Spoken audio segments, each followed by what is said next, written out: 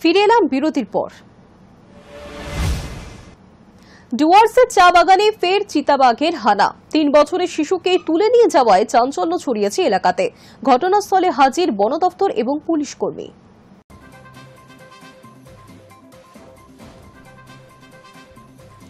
সবে নেমেছে অন্ধকার, বিকাল গড়িয়ে সন্ধে হচ্ছে।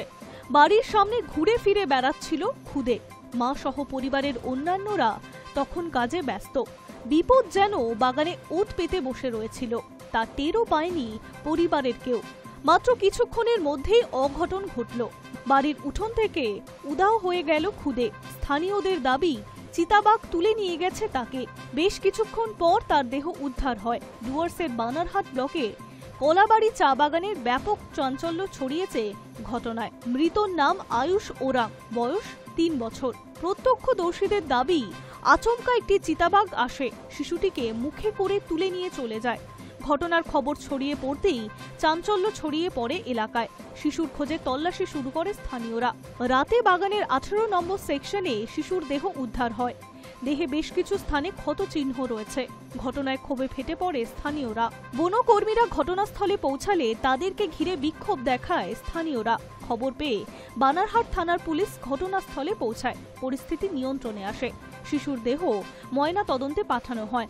উত্তরবঙ্গে চা বাগান লাগোয়া এলাকায় চিতাবাঘের সংখ্যা যেন ক্রমশ বাড়ছে। তার আতঙ্কে মাঝে মধ্যেই চা বাগানের কাজ বন্ধ হয়ে যায়। গত মাসে কলাবাড়ি এলাকা থেকে 3টি চিতাবাঘ ধরা পড়ছে বলেই বন দপ্তর সূত্রে খবর। কিছু এলাকায় এখনো খাঁচা পাতা রয়েছে। স্থানীয়দের অভিযোগ, বনাঞ্চল সংলগ্ন বসতি এলাকার নিরাপত্তা নিয়ে কারো কোনো মাথা ব্যথা নেই। সে কারণে বারবার বন্য প্রাণীরা হামলা চালায় বলে তাদের দাবি।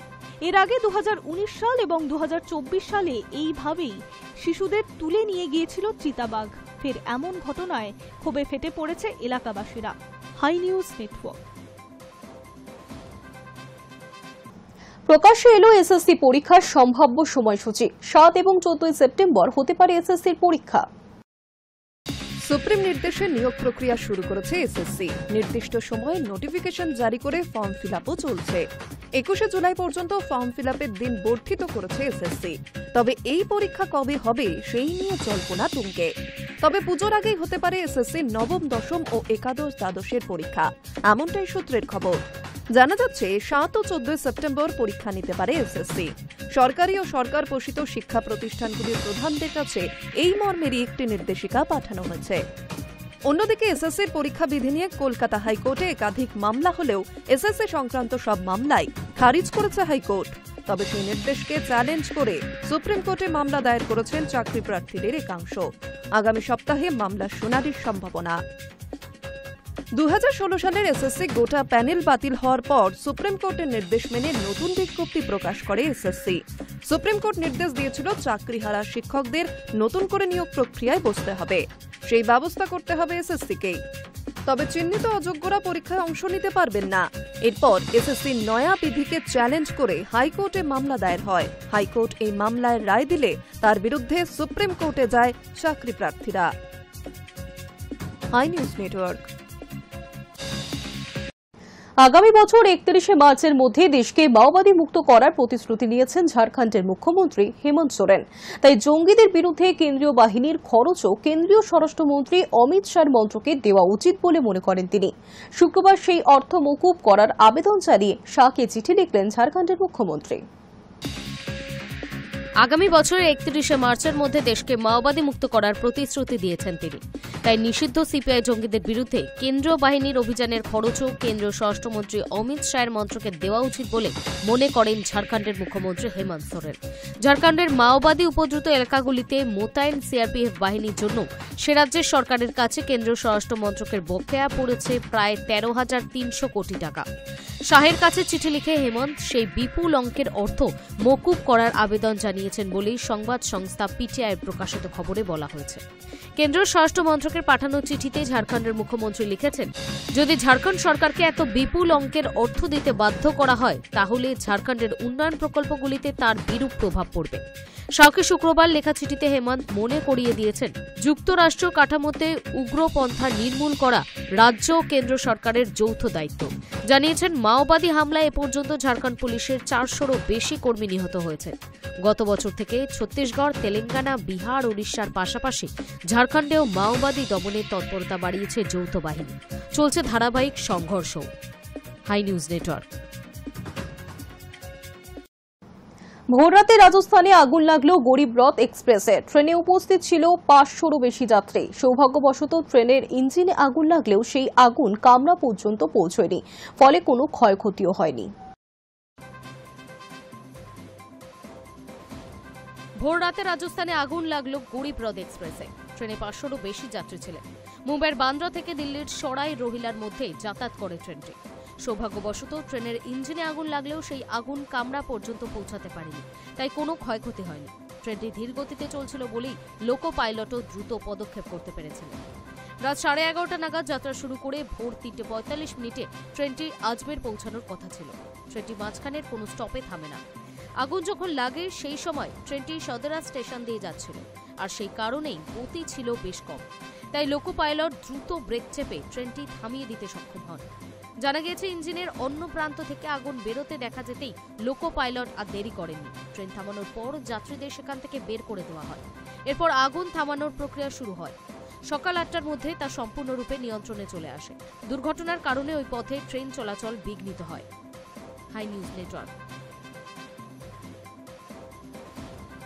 সন্তানের জন্মের পর কেটে গিয়েছে 1 মাস। আদর যত্নে বাবা মায়ের দায়িত্ব সামলাচ্ছেন পরম পিয়া। এবার ছোট্ট খুদের সঙ্গে আদরের ছবি ভাগ করে নিলেন পিয়া চক্রবর্তী। গত 2রা জুন নতুন জীবন শুরু হয়েছে পরমব্রত চট্টোপাধ্যায় এবং পিয়া চক্রবর্তীর। 2 থেকে 3 হয়েছেন তারা। ছেলের বয়স 1 মাস পেরিয়েছে। এখনো পর্যন্ত ছেলেকে প্রকাশ্যে আনেননি তারা। এমনকি ছেলের নাম কি দিয়েছেন তাও জানাননি। তবে বাবা মা যে পুরো দমে ছেলেকে নিয়ে ব্যস্ত তা বোঝাই যাচ্ছে। মাঝে অবশ্য কটা দিন একটি অনুষ্ঠানে যোগ দিতে আমেরিকা গিয়েছিলেন অভিনেতা। সেই সময় পিয়াকেই সামলাতে হয়েছে সবটা। যদিও আগেই জানিয়েছেন ছেলের ন্যাপি বদলানো থেকে গান শোনানো সবই করছেন বাবা পরমব্রত। প্রথম থেকে জল্পনা রয়েছে কার মতো দেখতে হয়েছে তাদের একমাত্র সন্তানকে। এবার ছেলেকে সকলের সঙ্গে আলাপ করিয়ে দিলেন পিয়া। জীবনের নতুন এই অধ্যায় উপভোগ করছেন তিনি। আগেই জানিয়েছিলেন ছেলের বড় হয়ে ওঠার মুহূর্তের সাক্ষী থাকতে চান বলে পিতৃত্বকালীন ছুটি নেবেন বলেই জানিয়েছিলেন পরমব্রত। এবছর পিতৃদিবসে ছেলের সঙ্গে আঙুল ছোঁয়ানো ছবি দেন অভিনেতা। এবার ছেলের সঙ্গে ছবি দিলেন পিয়াও। তিনিও স্বামীর পন্থাই অবলম্বন করেছেন। ছেলের মুখ নয়, হাত প্রকাশ্যে আনলেন। গোলাপি আঙুল, ছোট্ট ছোট্ট নখ, শক্ত করে সে ধরে রয়েছে তার মায়ের হাত। ছবির ক্যাপশনে পিয়া লেখেন, মাম্মাস বেবি। ছেলে প্রসঙ্গে দিন কয়েক আগেই অভিনেতা পত্নীর মন্তব্য, এখনো বুঝতে পারছি না কার মতো দেখতে হয়েছে ওকে। কখনো মনে হয় মুখের কিছু অংশ আমার মতো, পরের দিনই হয়তো ওকে বাবার মতো দেখায়। আপাতত আমাদের দুজনের ছায়াই রয়েছে ওর মুখে। Hi news network.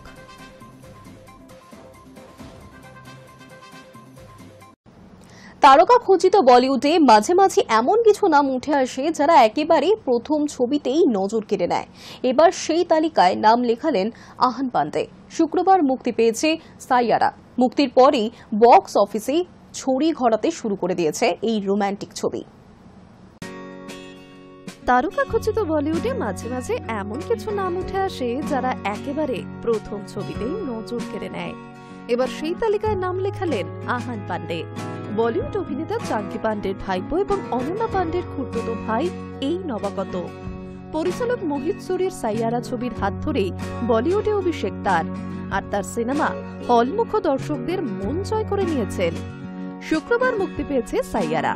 মুক্তির পরই বক্স অফিসে ছড়ি ঘোরাতে শুরু করেছে এই রোমান্টিক ছবি। কৈময় সূত্রের খবর অনুযায়ী প্রথম দিনে ছবির আয় 21 থেকে 23 কোটি টাকার মধ্যে। মাত্র 30 কোটি বাজেটের ছবি এই সাইয়ারা, যার গান, গল্প এবং অভিনয় 3টি স্তরে সমালোচক এবং দর্শকের প্রশংসা কুড়িয়েছে। বহুদিন পর দর্শকরা এক প্রকার পরিপূর্ণ রোমান্টিক বলিউড ছবি পেয়েছেন বলেই মনে করছেন বিশ্লেষকরা।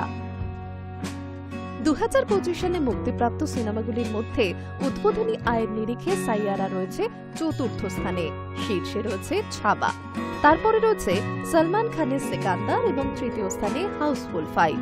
সাইয়ারার ঠিক পরে রয়েছে অজয় দেবগনের রেড 2 আর ষষ্ঠ স্থানে স্কাই ফোর্স। এরপরে আরো অনেক ছবির নাম রয়েছে বক্স অফিস কালেকশনে। তবে চমক এখানেই, বড় বড় তারকাদের ছবিকে পেছনে ফেলে দিয়েছেন অভিষেক ছবি সাইয়ারা। আহান পান্ডের প্রথম সিনেমা মুক্তির দিনেই হারিয়ে দিয়েছে অক্ষয়, সানি, আমির এবং অজয়ের মতো প্রথম সারির অভিনেতার সাম্প্রতিক ছবিগুলিকে। তবে এখনো পর্যন্ত বলিউডের সর্বকালের সেরা ওপেনিং ছবির তালিকায় সাইয়ারার স্থান হয়নি। তবে প্রথম ছবি হিসেবে আহানের এই সাফল্য যথেষ্ট তাৎপর্যপূর্ণ। Hi news network. নজর রাখবো ওয়েদার আপডেটে। টানা বৃষ্টি চলছে বঙ্গজুড়ে, কখনো ভারী কখনো হালকা। তারই মাঝে দক্ষিণবঙ্গে ফের ভারী বৃষ্টির পূর্বাভাস দিল হাওয়া অফিস। বর্ষার একঘেয়ে বৃষ্টি থেকে রেহাই পাওয়া যাচ্ছে না। কলকাতা এবং শহরতলিতে প্রায় প্রত্যেক দিনই চলছে বৃষ্টি, কখনো মুষলধারে কখনো ঝিরিঝিরি হালকা বৃষ্টি। তবে দক্ষিণবঙ্গে আবার ভারী বৃষ্টি শুরু হতে পারে, তা টানা কয়েকদিন ধরে চলতেও পারে বলে পূর্বাভাস আলিপুর আবহাওয়া দফতরের। কারণ বঙ্গোপসাগরে নতুন করে একটি নিম্নচাপ অঞ্চল তৈরির সম্ভাবনা হয়েছে। হাওয়া অফিস জানিয়েছে, এই মুহূর্তে মৌসুমী অক্ষরেখা বিকানের সিকার হয়ে উত্তর পশ্চিম মধ্যপ্রদেশ, উত্তরপ্রদেশ থেকে পুরুলিয়া কাঁথি পর্যন্ত বিস্তৃত। 24 তারিখের মধ্যে উত্তর বঙ্গোপসাগরে নতুন করে নিম্নচাপ অঞ্চল তৈরি হতে পারে। দক্ষিণ পশ্চিম মৌসুমী বায়ু রাজ্যে অত্যন্ত সক্রিয়। এর ফলে বঙ্গোপসাগর থেকে জলীয় বাষ্প প্রচুর পরিমাণে ঢুকছে স্থলভাগে, যা বৃষ্টির অনুকূল পরিস্থিতি তৈরি করছে। দক্ষিণবঙ্গের সব জেলাতেই এখন কম বেশি বৃষ্টি হচ্ছে, তবে আগামী বুধবার থেকে ভারী বৃষ্টি শুরু হতে পারে। উত্তর 24 পরগনা, দক্ষিণ 24 পরগনা, পূর্ব মেদিনীপুরে বুধবার ভারী বৃষ্টির সম্ভাবনা রয়েছে। এছাড়াও বৃহস্পতিবার এবং শুক্রবার একই সতর্কতা জারি করা হয়েছে হাওড়া, হুগলি, পশ্চিম মেদিনীপুর, ঝাড়গ্রাম, পুরুলিয়া এবং বাঁকুড়ায়। শনিবার বিক্ষিপ্তভাবে ঝড় বৃষ্টির আশঙ্কা রয়েছে দক্ষিণ 24 পরগনা, পূর্ব মেদিনীপুর, পশ্চিম মেদিনীপুর, ঝাড়গ্রাম, পুরুলিয়া, বাঁকুড়া, পশ্চিম বর্ধমানে। রবিবারের জন্য এই জেলাগুলিতে সতর্কতা জারি করা হয়েছে। উত্তরবঙ্গে ভারী থেকে অতি ভারী বৃষ্টির সতর্কতা জারি করা হয়েছে। Hi news network.